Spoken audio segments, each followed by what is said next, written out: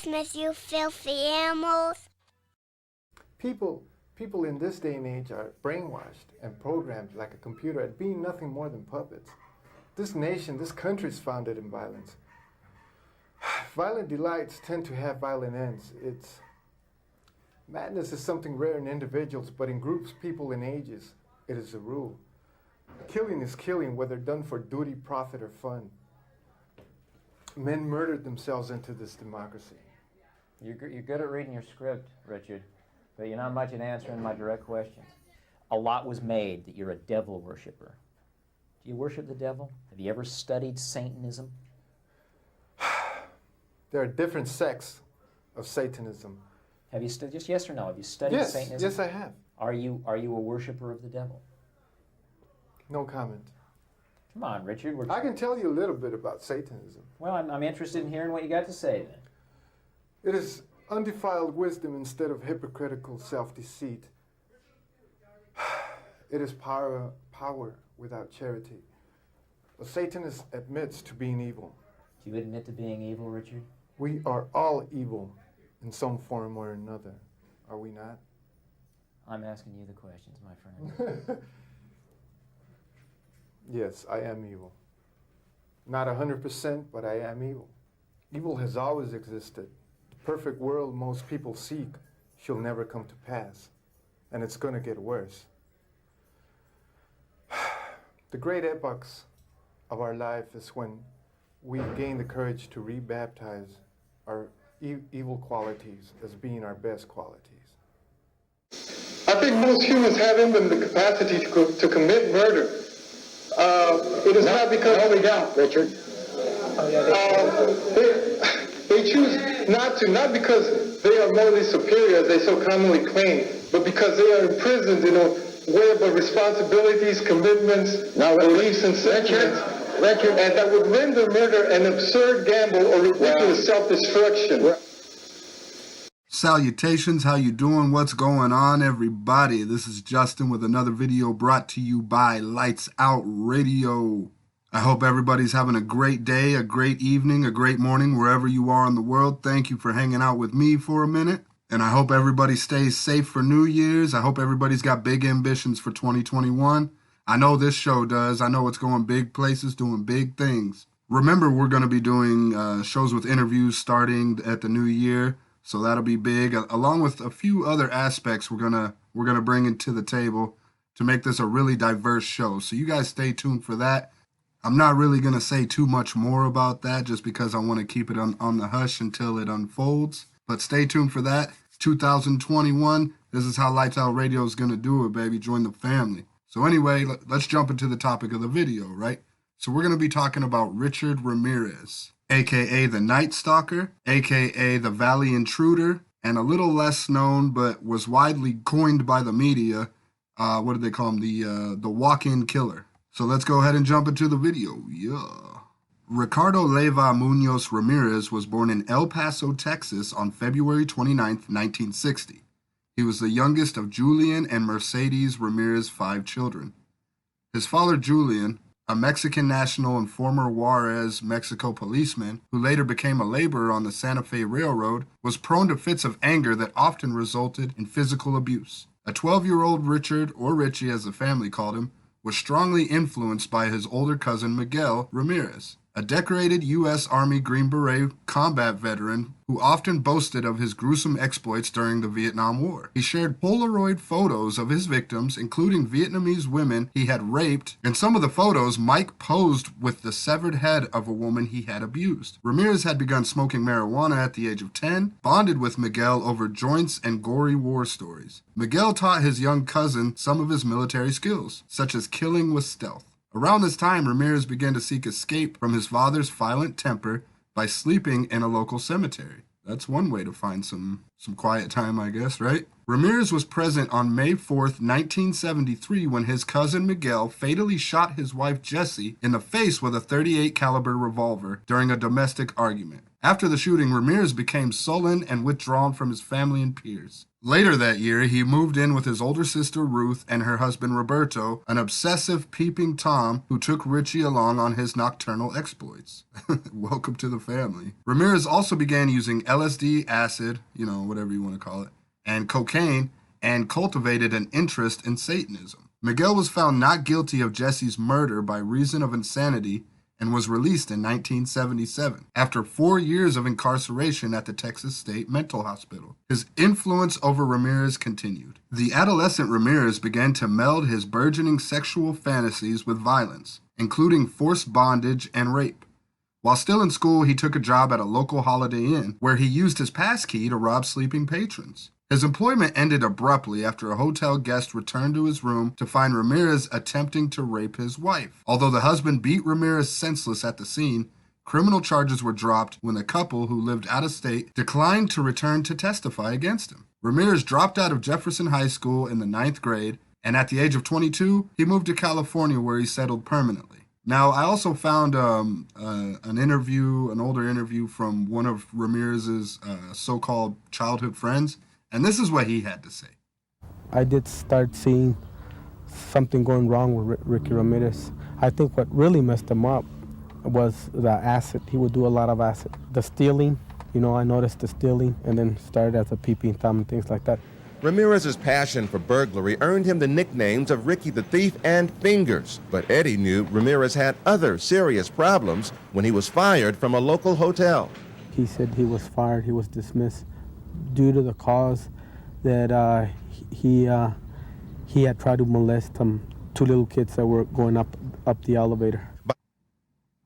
His first documented murder was on April 10th, 1984, where he murdered a 9-year-old girl in the basement of the hotel where he was living in the Tenderloin district of San Francisco. He raped and beat the girl before stabbing her to death and hung her body from a pipe. This was not initially identified as being connected to the subsequent crime spree. In 2009, Ramirez's DNA was matched to a sample obtained at the crime scene. In 2016, officials disclosed evidence of a second suspect identified through a DNA sample retrieved from the scene, who is believed to have been present at the murder. Authorities have not publicly identified the suspect, described as being a juvenile at the time, and have not brought charges due to the lack of evidence. Now, I found crime after crime after crime, like detailed reports. So I'm not going to go through them all, or I'd be on here all day and this would be like a 3-hour video, so let's not do that. But I am going to go through a couple. Let's just leave it at the fact that Richard Ramirez was convicted of 13 counts of murder, 5 counts of attempted murder, 11 counts of sexual assault, and 14 counts of burglary. He was sentenced to 19 death sentences. On June 28, 1984, 79-year-old Janine Vinsau was found brutally murdered in her apartment in Glassell Park, Los Angeles. She had been stabbed repeatedly while asleep in her bed, and her throat slashed so deeply that she was nearly decapitated. Ramirez's fingerprints were found on a mesh screen he removed to gain access through an open window. And then on March 17th, 1985, just 2 days after my birthday, Ramirez attacked 22-year-old Maria Hernandez outside her home in Rosemead, California, shooting her in the face with a .22 caliber handgun after she pulled into her garage. She survived when the bullet ricocheted off the keys she held in her hands as she lifted them to protect herself. Inside the house was her roommate, Dale Okazaki, 34,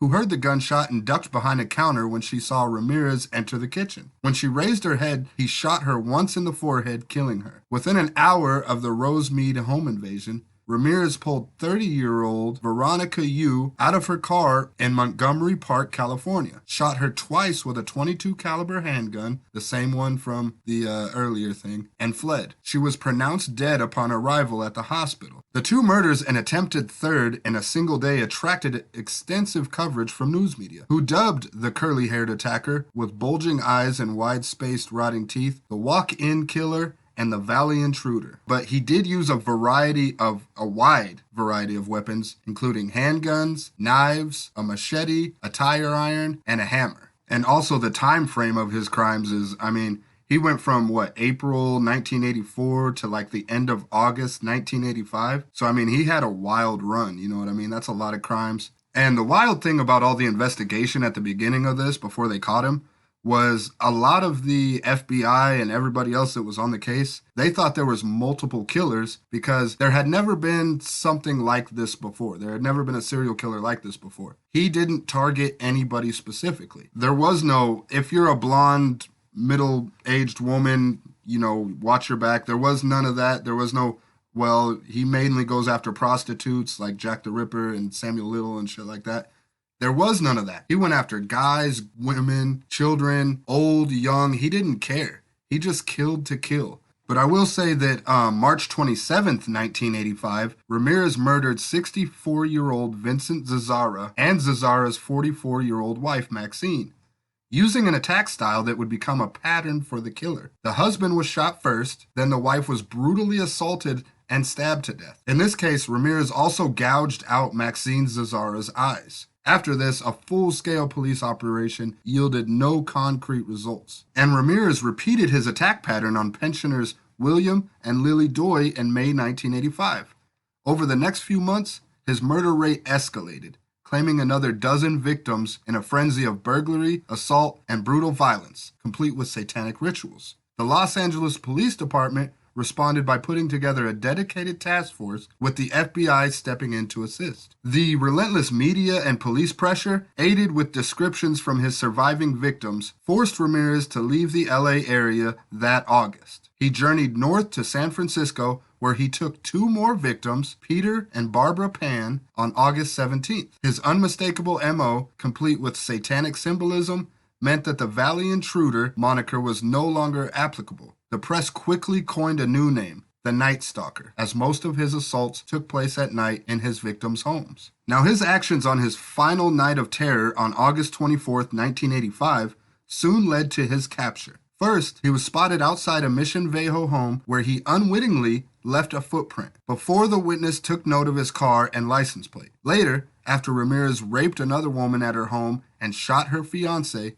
the victim provided a detailed description of her assailant, who had forced her to swear her love for Satan. So Inez Erickson is the one that gave the detailed description, the woman he raped, gave a detailed description to the cops, and police obtained a cast of Ramirez's footprint left at her house. The stolen car that he took from the house was found on August 28th in Wilshire Center, Los Angeles, and police obtained a single fingerprint from the rearview mirror despite Ramirez's careful efforts to wipe the car clean of his prints. The print was positively identified as belonging to Ramirez, who was described as a 25-year-old drifter from Texas, with a long rap sheet that included many arrests for traffic and illegal drug violations. Law enforcement officials decided to release to the media a mugshot of Ramirez from a December 12, 1984 arrest photo for auto theft, and the Night Stalker finally had a face. At the police press conference, it was announced, "We know who you are now, and soon everyone else will. There will be no place you can hide," end quote. On August 30th, 1985, Ramirez took a bus to Tucson, Arizona to visit his brother. Unaware that he had become the lead story in virtually every major newspaper and television news program across California. After failing to meet his brother, he returned to Los Angeles early on the morning of August 31st. He walked past police officers who were staking out the bus terminal in hopes of catching the killer should he attempt to flee on an outbound bus, and into a convenience store in East Los Angeles. After noticing a group of elderly Mexican women fearfully identifying him as El Matador, or the killer, Ramirez saw his face on the front pages on the newspaper rack and fled the store in a panic. After running across the street, the Santa Ana freeway, he attempted to carjack a woman but was chased away by bystanders, who pursued him. After hopping over several fences and attempting 2 more carjackings, he was eventually subdued by a group of residents, one of whom had struck him over the head with a metal bar in the pursuit. The group held Ramirez down and relentlessly beat him until the police arrived and took him into custody. Now that's kind of cool that everybody came together and like, oh shit, that's the dude, and went after him. I like that. You can call it vigilante justice or whatever if you want to, but sometimes it works better than the people that are supposed to do it anyway. So let's jump into that. And this is the footage from that when the officers arrested him after he was beat down by the neighborhood people.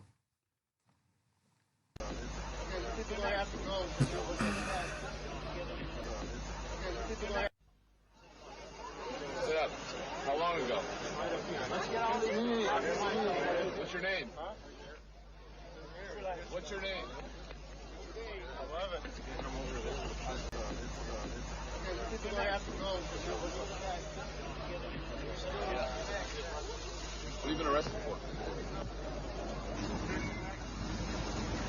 And this really was a shit show of a trial. I mean, it was just a circus. There was so much going on, and Ramirez didn't help. He was always yelling in court and everything else. But jury selection for the trial began on July 22nd, 1988. At his first court appearance, Ramirez raised a hand with a pentagram drawn on it and yelled, "Hail Satan." On August 3rd, 1988, the Los Angeles Times reported that some jail employees overheard Ramirez planning to shoot the prosecutor with a gun, which Ramirez intended to have smuggled into the courtroom. Consequently, a metal detector was installed outside and intensive searches were conducted on people entering. And also one thing I found kind of weird about this case is the court, or the prosecutor, DA, whoever, gave Ramirez a list of lawyers to choose from. So he ended up getting 2 other lawyers, and there was a big debacle about that. At one point, the judge didn't want to let them be the lawyers, be his attorneys, and there was a big thing about that. And we'll play some of that footage right here. Of approved lawyers who can be assigned to take court-appointed cases. We certainly don't think we're inexperienced just because we only have a few years of practice. The gentleman standing there in front of Mr. Ramirez really has no standing before the court. But I mean, one point it got so bad, he walked out of the courtroom and just called everybody parasites. The subsequent trial turned into one of America's most notorious courtroom dramas, punctuated by continual outbursts from Ramirez. And on August 14th, the trial was interrupted because one of the jurors, Phyllis Singletary, did not arrive at the courtroom. Later that day, she was found shot to death in her apartment. The jury was terrified, as they could not help wondering whether Ramirez had somehow directed this event from inside his prison cell and whether he could reach other jurors. However, it was ultimately determined that Ramirez was not responsible for Singletary's death, as she was shot and killed by her boyfriend, who later committed suicide with the same weapon in a hotel. The alternate juror who replaced Singletary was too frightened to return to her home. On September 20th, 1989, Ramirez was convicted of all charges: 13 counts of murder, 5 attempted murders, 11 sexual assaults, and 14 burglaries. During the penalty phase of the trial on November 7th, 2 months later almost, 1989, he was sentenced to die in California's gas chamber, although he asked for the electric chair. He stated to reporters after the death sentences, this. Big deal. Death always went with the territories. I'll see you in Disneyland. Now, by the time of the trial, Ramirez had fans who were writing him letters and paying him visits. Beginning in 1985, Doreen Leoy wrote him nearly 75 letters during his incarceration. In 1988, Ramirez proposed to Leoy, and on October 3rd, 1996, they were married in California's San Quentin State Pen. For many years before Ramirez's death, Leoy stated that she would commit suicide when Ramirez was executed. But however, Leoy eventually left Ramirez in 2009 after DNA confirmed he had raped and murdered a 9-year-old girl. By the time of his death, Ramirez was engaged to Christine Lee, a 23-year-old female writer. Now, what is it with you women? All right, please tell me, somebody please tell me, what is the sex appeal of serial killer? Like, you don't care if he rapes and kills little girls, like, you don't care. So what is it? Please, I would like to have a serious conversation about this with somebody. And by some estimates, he would have been in his early 70s before his execution was carried out due to California's lengthy appeals process. On August 7th, 2006, Ramirez's first round of state appeals ended unsuccessfully when the California Supreme Court upheld his convictions and death sentence. But on September 7th, 2006, the California Supreme Court denied his request for a rehearing. Ramirez had appeals pending until the time of his death. So Ricky Ramirez died of complications secondary to B-cell lymphoma at Marin General Hospital in Green Bay, California on June 7th, 2013. He had also been affected by chronic substance abuse